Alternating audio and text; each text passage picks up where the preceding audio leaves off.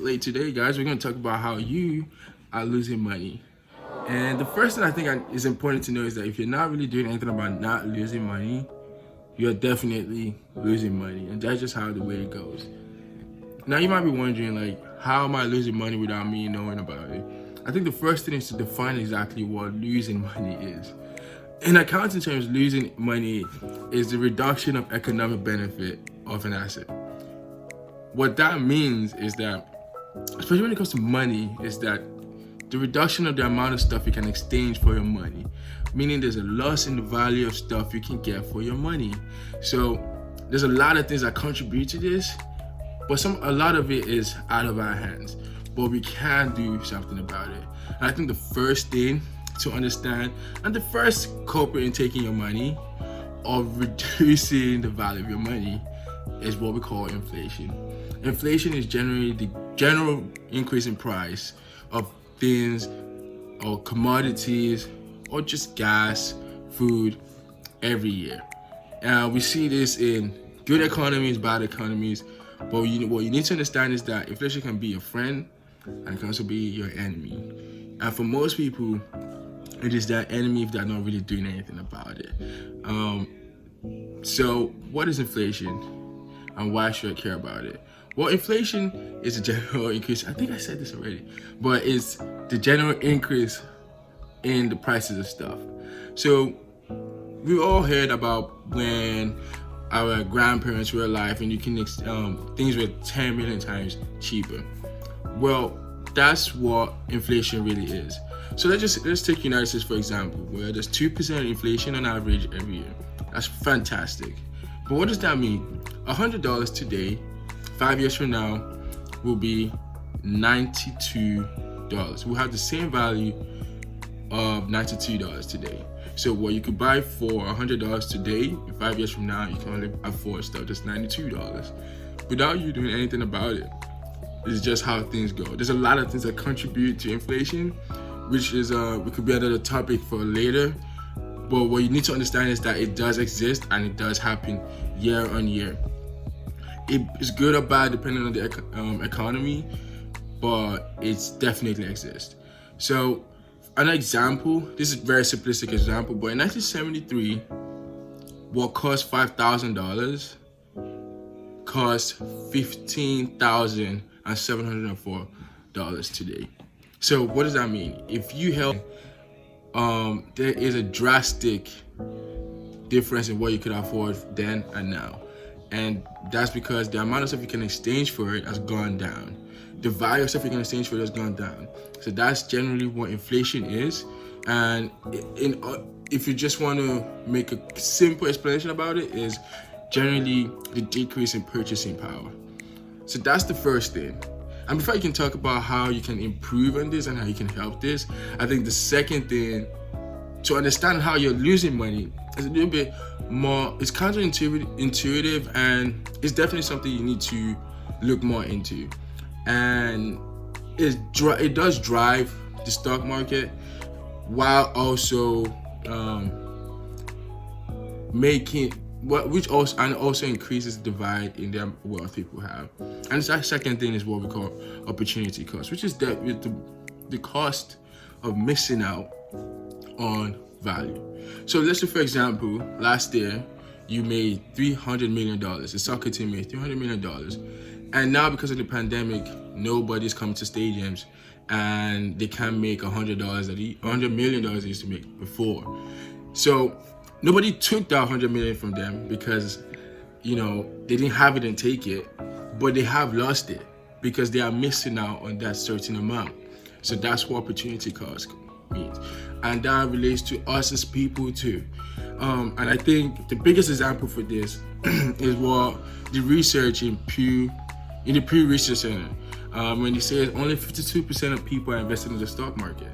So what does that mean? 52% of people are missed out or are missing out on the returns the stock market gives. And I use the stock market because it is the simplest and easiest thing to get into to get returns. There's different things like starting a business, but again, not everybody has a will, and quite frankly, not every good business idea is good. Okay, so why not just put your money in the stock market? But again, to go back to it, there's only 52% of people are invested in the stock market. And when you look at the research, there's definitely different things you can take from it. The first thing is that you have to be able to afford to invest, because the amount of people who invest, the percentage of people investing goes up as income level goes up. So what does that mean? They have extra money to invest. So it means that you have to first save money or to be able to live out below your means to actually invest your money. So it's definitely a greater benefit to saving, another additional benefit to saving your money. So, and I think the opportunity cost, I think, is very, very important when it comes to young people, because young people have the biggest and greatest opportunity to grow their money because time is on their side. Okay, so let's just, for example, let's say somebody that's 22 years old, starting work at 22 years old, and let's just say the retirement age is 67 years of age. If you put $10,000 now, and we just take what happened in the stock market over the last 50 years, put it to, now, so let's just say you get 8% of your money each year. By the time you're 67, you will have $319,000, in and around that, okay? There will be ups and downs, but generally what we understand to know is that the stock market goes up. Okay, now, if you wait 10 years extra, so let's say you go into the stock market at 32 years of age, you will get, from that same $10,000, you would get $107,000. So you've definitely missed out on more than $200,000 just because you invested later. Okay, so this is why it's very, very important to get in the stock market early as possible, no matter what the age, because time is money. This is exactly, I think this is the biggest example of how time is money. Okay, you can invest your time in doing different things, but your money also needs time to get good returns. And I'm talking about this when I'm just talking about simple investing. Okay, there's definitely different things about investing. There's definitely risk to investing. I'm not going to say like there's no risk. People have lost money in the stock market, but if you keep your money in the stock market for years and end, you would earn more money than inflation. So aside from not losing money from inflation and the value of your money staying strong, you earn more money on that money just because you kept it there in the stock market, because you get that compounding effect. That 8% goes on the extra 8% and it continues to grow like that.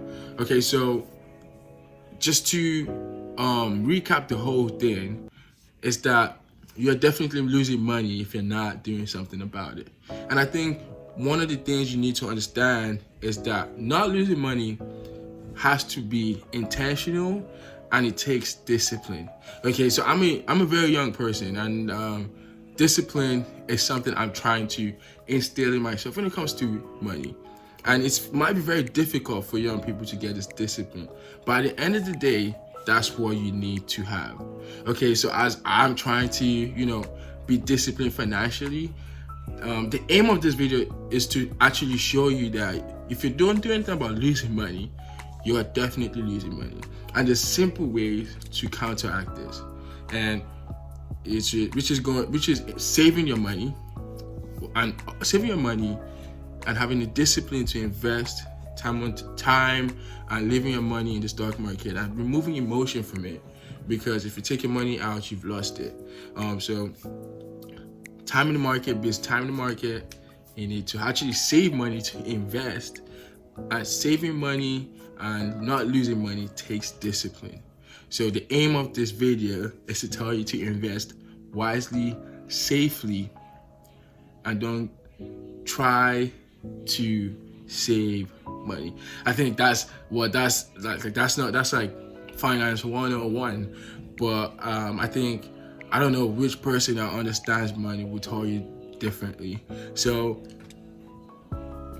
losing money is something you have to definitely intentionally avoid. So peace out, you know what I mean? So like I forgot to ask, make sure you drop that like, subscribe, smash that like button, wherever they say in YouTube. Boom. See you later.